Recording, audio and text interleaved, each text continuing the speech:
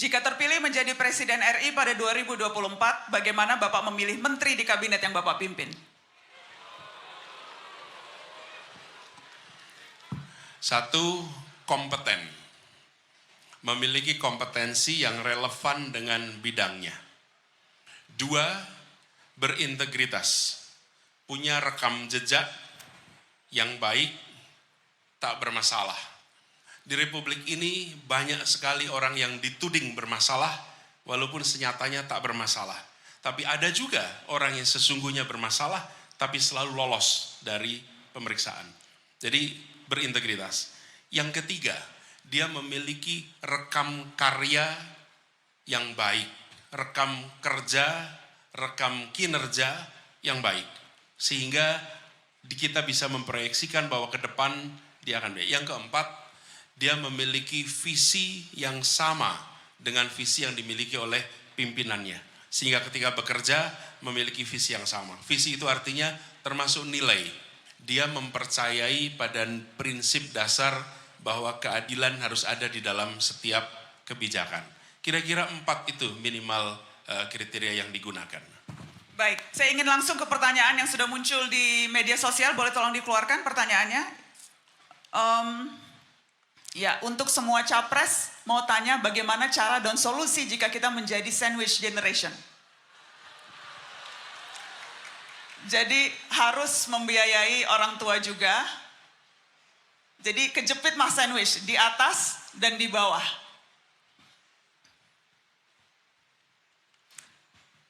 Ada beban untuk membiayai, bukan hanya biaya diri sendiri, biayain orang tua, tapi juga biaya adik.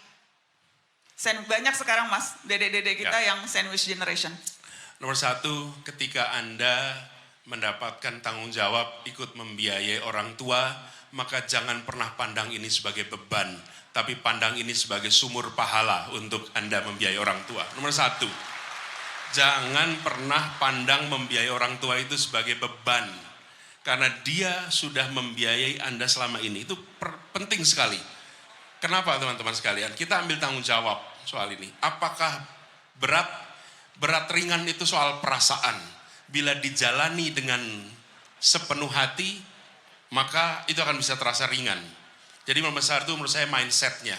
Yang kedua, tentu cari kesempatan. Dan cari kesempatan ini, teman-teman sekalian, ketika Anda dapat beban sandwich begini, ingat teman-teman, ini sesungguhnya adalah masa pembelajaran yang di kemudian hari hampir pasti Anda punya pengalaman mengelola beban yang besar. Anda ketika nanti memimpin, Anda ketika punya tanggung jawab, Anda punya pengalaman pengelolaan beban yang lebih tinggi. Jadi saya ingin usul pada teman-teman, jangan berharap segalanya serba ringan, segalanya serba enak. Ketika Anda ketemu tanggung jawab ekstra, pandang ini sebagai persiapan untuk dapat tanggung jawab lebih besar di kemudian hari. Jadi cari peluang, cari kesempatan yang ulet. Kalau orang lain hanya belajar, kemudian di kosan, Anda harus belajar dan bekerja.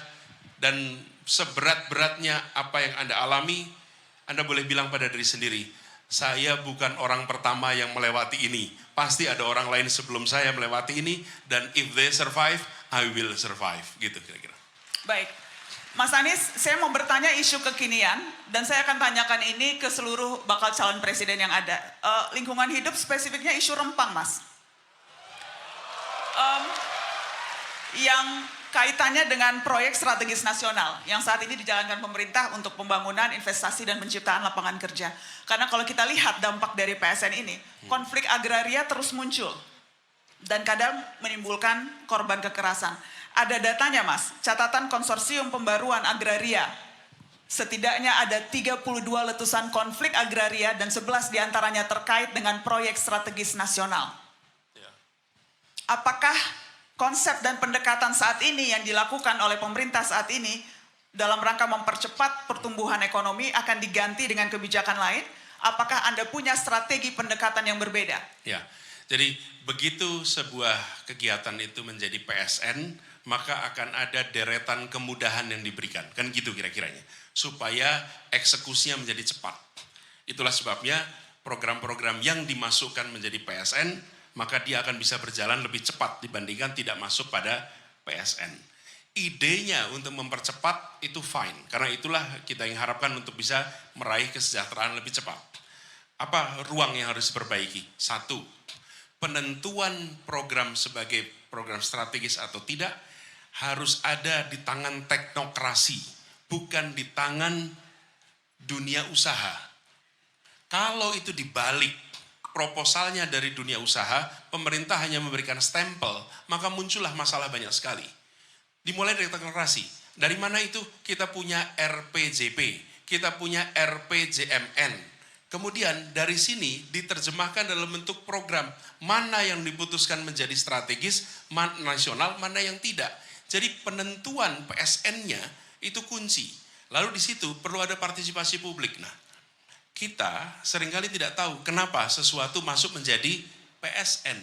Harus ada transparansi agar program-program yang masuk PSN bisa dipertanggungjawabkan. Sehingga ini bukan menjadi tempat untuk titipan. Kalau tempat untuk titipan apa yang terjadi? Siapa saja bisa titip dan kita tidak tahu apa prosesnya, apa dampaknya, semuanya masuk di dalam kategori PSN. Jadi gagasan PSN sendiri itu bukan gagasan yang bermasalah. Tetapi kriteria masuk PSN-nya harus dibuat transparan, jelas. Yang kedua, prosesnya teknokrasi. Apa yang saya maksud proses teknokrasi? Begini, teman-teman. Ketika negara punya RPJP, negara punya RPJMN, negara menjelaskan nih jangka panjang kita akan membangun A, B, C, D, F, G. Itu teknokrasi. Tapi kalau non-teknokrasi, begini nah. Saya punya keinginan untuk investasi di sini sebagai pengusaha. Lalu kemudian saya mencoba untuk menawarkan gagasan ini kepada Kementerian A, B, C, D, E. Lalu jadilah dia PSN. Ini namanya profit orient atau profit center penentuannya. Bukan kepada kepentingan publik. Begitu nah jawaban. Apakah itu artinya jika kalau nanti Anda terpilih, Anda akan melihat ulang daftar PSN yang ada saat ini, termasuk diantaranya, saya tahu Anda sudah sering ditanya soal ini, tapi saya mau tanya lagi Mas, termasuk proyek ISN yaitu IKN. Dan itu bukan hanya kemudian selera presiden, selera menteri, dibuka kepada publik, diberikan kesempatan untuk pembahasan bersama publik. Maka program-program yang memang sejalan dengan kepentingan publik pasti akan jalan. Tapi program-program yang belum tentu sejalan dengan kepentingan publik, pasti publik tidak akan menerimanya. Jadi bukan kemudian saya secara selera pribadi 1, 2, 3, 4, bukan. Tapi libatkan publik dan saya percaya kalau libatkan publik, maka publik akan bisa memilih yang baik. Gitu. Baik.